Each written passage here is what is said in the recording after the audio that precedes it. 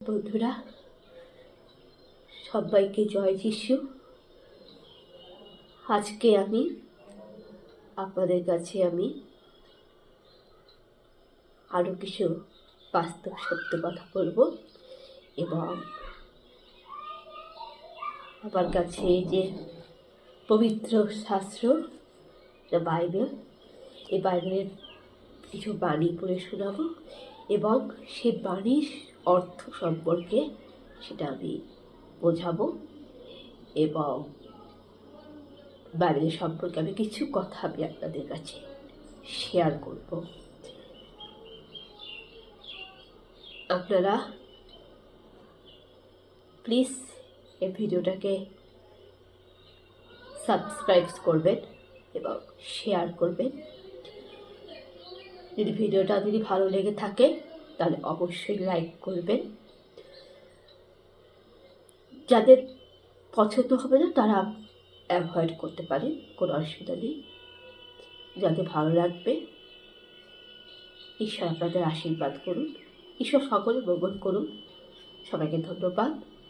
তো আজকে আমি বাইবেলের বচন পড়ে আপনাদেরকে শোনাচ্ছি। এখানে বাইবেল বলতে কি বোঝায়, মানে বাইবেল কথার অর্থ কি? বাইবেল হচ্ছে একটা সংক্ষিপ্ত নাম, কিন্তু বাইবেলের পুরো নাম আছে, সেটা হচ্ছে basic instruction before living on earth. অর্থাৎ পৃথিবী ত্যাগ করার আগে ঈশ্বরের নির্দেশ, বুনিয়াদি নির্দেশ পালন করা। অর্থাৎ আমাদেরকে তো একদিন পৃথিবী ছেড়ে যেতেই হবে। জন্ম হয়েছে, মৃত্যু নিশ্চিত। কিন্তু এখন মানুষের মৃত্যু কখন ঘটে? হয়তো আমি আজ আছি, কাল নেই। হয়তো আমি আজ আছি, কাল নেই। হয়তো 60 বছরে পড়তে পারি, 80 বছরে, 40 বছরে, 50 বছর বয়সে। এবার মৃত্যুটা তো নানা রকম কারণেই হয়। আপনারা অবশ্যই জানেন, কেউ সুইসাইড করে, কেউ খুনই হয়, অনেকের দ্বারা খুন হয়, কেউ রোগে অসুখে, কেউ হয়তো সুখে শান্তিতে মাথায় সিঁদুর পরে সতী সাবিত্রী হয়ে নাতির মুখ দেখে একদম সুখের স্বর্গযাত্রা করে, ইত্যাদি ইত্যাদি। ভগবান আমাদের কপালে অনেক কিছু ভাগ্য লিখে যাচ্ছে। তো এইবার মরার আগে আমাদেরকে অনেক কিছু করতে হবে। অর্থাৎ এই পৃথিবীতে যেহেতু বেঁচে আছি, এই পৃথিবীতে আমাদের অনেক কিছু কর্ম করে যেতে হবে। কর্ম হচ্ছে প্রকৃত ধর্ম। আমাদের সৎকর্ম করতে হবে। ঈশ্বর আমাদের যা যা উপদেশ দিয়েছে, ঈশ্বর আমাদের যা যা শিক্ষা দিয়েছে, সেগুলি আমাদের পালন করতে হবে। এটাই হচ্ছে Bible basic instruction before living on earth. পৃথিবী ত্যাগ করার আগে বুনিয়াদি নির্দেশ পালন করা। তো এটা হচ্ছে বাইবেল। এটা হচ্ছে বাইবেলের নিউ স্টেটমেন্ট।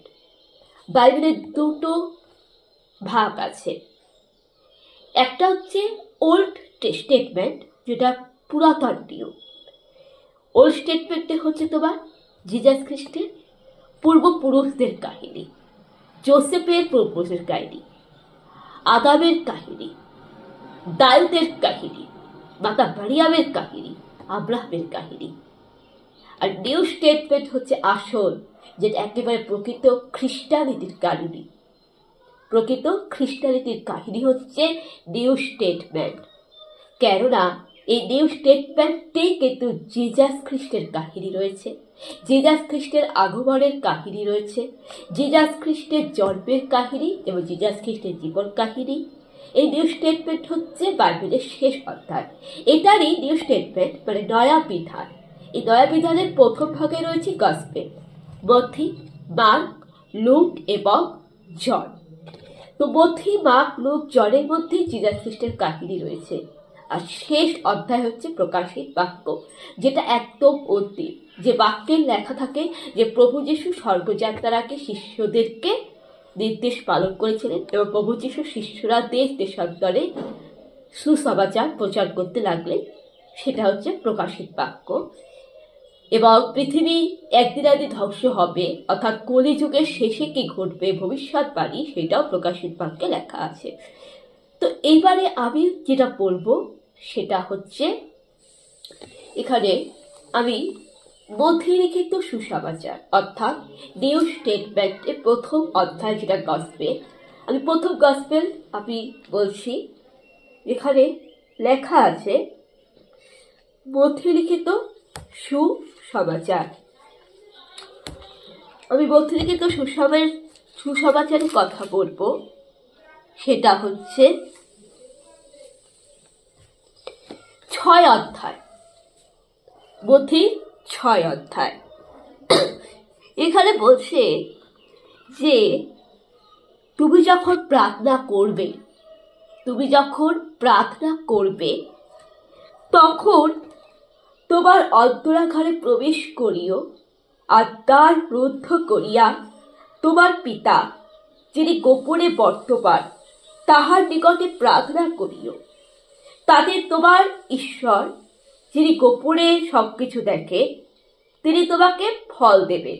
অর্থাৎ আমরা যখন প্রার্থনা করব আমাদের অন্তর থেকে প্রার্থনা করতে হবে, আমাদের মনটাকে পবিত্র রাখতে হবে, আমাদের অন্তরাগারে প্রবেশ করতে হবে, হৃদয়ে প্রবেশ করতে হবে, আর দ্বার বন্ধ করতে হবে। ঘরের চারপাশে জানলা দরজা বন্ধ রাখবে, এবং তোমার কানটাকেও বন্ধ রাখতে হবে, যাতে তোমার কানে কোন রকম জাগতিক শব্দ, সংসারের কোন জগতের মোহমায়া কানের মধ্যে না ঢুকে, বাস্তবিক জীবনের জগতের কোন আওয়াজ তোমার কানে না ঢুকে। হ্যাঁ, তুমি কানটাকে ঈশ্বরের সেবা রাখবে, যাতে কান দিয়ে তুমি বাইবেলের বাণী, প্রভুর বচন কানে শুনতে পারো। তোমাকে দ্বারটাকে বন্ধ রাখতে হবে, দ্বারের মধ্যে কোন রকম নেগেটিভ শক্তি না ঢুকে, কোন রকম সাংস্কৃতিক চিন্তা ভাবনা না ঢুকে, এবং প্রভুর জন্য তোমাকে দরজা খুলে রাখতে হবে, ঈশ্বরের জন্য তোমাকে দরজা খুলে রাখতে হবে, ঈশ্বরকে দরজা দিয়ে প্রবেশ করাতে হবে, পবিত্র আত্মাকে প্রবেশ করাতে হবে, তোমার হৃদয়টাকে শুদ্ধ করতে হবে, এবং একাগ্র মনে, নিরন্তর মনে, যত খুশি সময় লাগে, যতটা সহ্য করতে পারো ঠিক ততটা, আধা ঘন্টা, 30 মিনিট, 1 ঘন্টা, যতটা পারো ওই ততটা এক নাগারে এক মনে নিরন্তর ভাবে প্রার্থনা করতে হবে। এবং তোমার প্রার্থনা যেন গোপনে হয়, মানে তুমি যে প্রার্থনা করছো, প্রার্থনা করতে তুমি কি কি চাচ্ছ, তুমি ঈশ্বরকে কি কি কোশ্চেন করছো, তুমি ঈশ্বরের কাছে কি কি দাবি জানাচ্ছ, কি কি চাচ্ছ, তোমার যে প্রার্থনা সেটা যেন একমাত্র ব্যক্তিগত তোমার অন্তর্যামী জানতে পারে, ঈশ্বর অন্তর্যামী, একমাত্র ঈশ্বরই যেন দেখতে পারে। কারণ ঈশ্বরের সাথে তোমার একটা সংযুক্ত রয়েছে। যখন কোনো ব্যক্তি প্রার্থনা করে তখন ঈশ্বরের সাথে সে ভক্তের একটা ব্যক্তিগত সম্পর্ক, একটা পার্সোনালিটিস থাকে। তাই অন্তর থেকে প্রার্থনা করবে ভক্তি বলে। পিতা অন্তর্যামী যিনি গোপনে সবকিছু দেখে, তিনি তোমাকে পুরস্কার দেবেন, তিনি ঠিক তোমাকে প্রার্থনার উত্তর দেবেন। প্রার্থনাকালে অনর্থক পুনরতি করিও না, যেমন জাতিগণ করিয়া থাকে। প্রার্থনা করতে করতে অনেকে দেখে উঠে পড়ে, কে আসছে, দরজাটা খুলুন, আমাকে জলটা দাও, আমাকে এটা করতে হবে, তারপরে আবার প্রার্থনা শুরু করে, আবার উঠে চলে যায়। এইখানে কি হচ্ছে, ওখানে কেন হচ্ছে না, এটা কেন হচ্ছে, কানের মধ্যে আওয়াজ উঠে থাকে। আবার কি করে, ঢক ঢক ঢক ঢক করে ঢাক বাজায়, জোরে জোরে আওয়াজ করে প্রার্থনা করে। বলছে এরকম যেন না হয়, মানে অনর্থক পুনরুক্তি করিও না, যেমন জাতিগণ করিয়া থাকে। কেননা তাহারা মনে করে আর বাক্য বাহুল্যে তাহাদের প্রার্থনার উত্তর পাবে, মানে বেশি বেশি অতিরিক্ত প্রার্থনা, অতিরিক্ত প্রবচন, বাক্য বাহুল্যে, এটা যেন না হয়। এতএব তোমরা তাদের মতো হইও না, মানে আমরা তাদের মতো হইব না। আমাদের কি কি প্রয়োজন, এখানে বাইবেলে লেখা আছে যে তোমাদের কি কি প্রয়োজন তাহা যাচ্ছা করিবার পূর্বে পিতা ঈশ্বর জানে, মানে আমাদের কি কি দরকার এটা কিন্তু ঈশ্বর জানে। ঈশ্বর সবই দেখতেছে, ঈশ্বর সবই জানে। তাই আমরা এইভাবে প্রার্থনা করব, হে আমাদের স্বর্গস্থ পিতা, তোমার নাম পবিত্র বলিয়া মান্য হোক, তোমার নাম পূজিত হোক,